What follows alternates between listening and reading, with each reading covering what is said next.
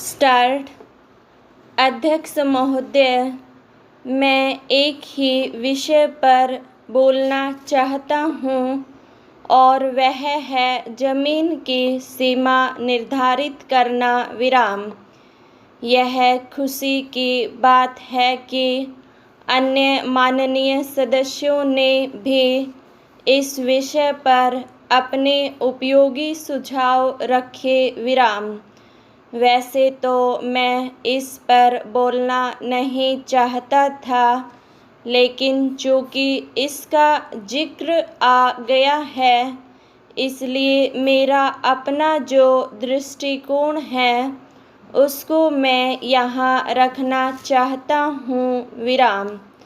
जमीन का बंटवारा हो या उसका सीमा निर्धारण हो अथवा निजी संपत्ति की सीमा निर्धारित की जाए, इस बदलते हुए ज़माने में इसके खिलाफ कोई नहीं हो सकता और न मैं इसके खिलाफ हूँ विराम। लेकिन कुछ लोग ऐसे भी हो सकते हैं जो इसके खिलाफ हों। यह उनके मन की बात है, उनसे झगड़ा करने से कोई फ़ायदा नहीं है विराम पैरा। यह बात सही है कि कभी ज़माना था जब बड़े बड़े जमींदार थे, उनकी बड़ी बड़ी जागीरदारी थी। आज वे नहीं रहे विराम। राजा लोग भी नहीं रहे विराम। अब केवल बड़ी बड़ी ज़मीन वाले कुछ लोग ज़रूर हैं जो अब भी अपने को ज़मींदार कहने में गर्व का अनुभव करते हैं विराम। ऐसे लोगों के लिए अब सरकार यह चौथी सीलिंग ज़मीन पर कर रही है विराम।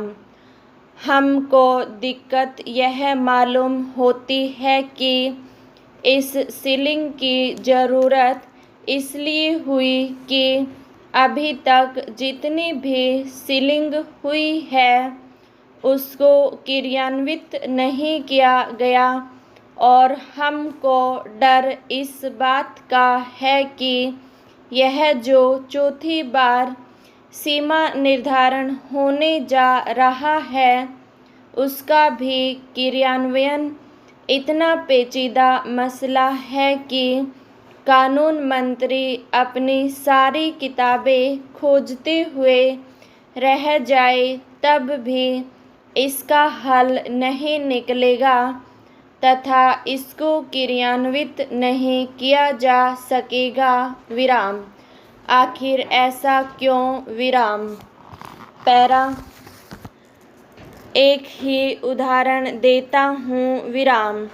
हमारे यहाँ बटाईदारी पद्धति है जिसके अनुसार जिसके पास ज़मीन है और अगर बटाईदारी किसी के नाम से है तो ज़मीन वाले लोग लिख कर नहीं देते विराम।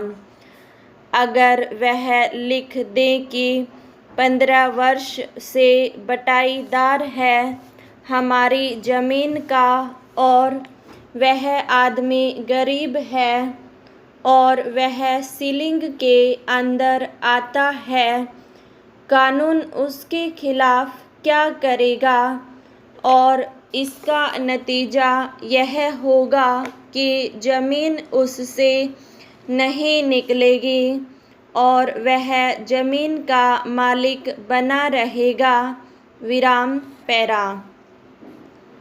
दूसरी चीज़ यह है कि चाहे ज़मीन हो, चाहे नौकरी हो या सिनेमा हो या कोई बिजनेस हो, हर आदमी का एक ही मतलब है कि उसको जीवन यापन का साधन मिले, उसके बच्चों के पढ़ने का इंतज़ाम हो, जब बीमार पड़े तो दवा दारू का इंतजाम हो, बूढ़ा हो तो उसकी परवरिश हो, सही सही देखभाल हो और उसकी आमदनी भी किसी न किसी जरिए से चलती रहे। विराम। जमीन रखने का भी यही मतबल है। विराम। जो जमीन जोतता है उसका भी यही मतलब है। विराम। तो मैं जानना चाहता हूँ कि क्या इस बात पर सोचा गया है कि एक परिवार की आमदनी क्या होनी चाहिए। विराम। सरकार कम से कम 5 आदमी का एक परिवार मानती है तो उसकी आमदनी क्या होनी चाहिए जिससे अपने बच्चों को पढ़ा सके और अपने परिवार का भली भांति पालन पोषण कर सके, बच्चों की शादी कर सके। विराम। कम से कम एक मामूली मकान जिसमें वह अपने तथा अपने परिवार को छुपा सके, इतना बना सके। विराम। इन बातों को सोचकर के क्या सरकार की तरफ से एक आमदनी फिक्स की गई है या नहीं। विराम। पैरा। जो लोग भूमि की सीमा निर्धारण की बात करते हैं, चाहे 10, 15 या 20 एकड़ तक की सीमा निर्धारित करने की बात करें, उससे मतलब नहीं है। विराम।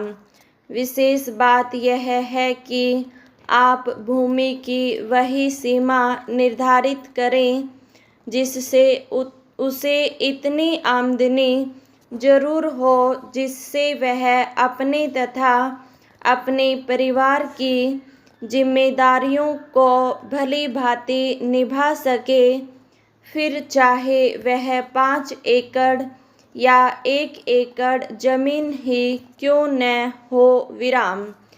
तो मेरा अर्ज यह है कि सरकार भूमि की सीमा निर्धारित करने से पहले यह निर्धारित करे कि एक आदमी की आय कितनी होनी चाहिए, अर्थात सबसे पहले आमदनी की सीमा निर्धारित हो कि कम से कम एक व्यक्ति को कितनी आमदनी होनी चाहिए। विराम।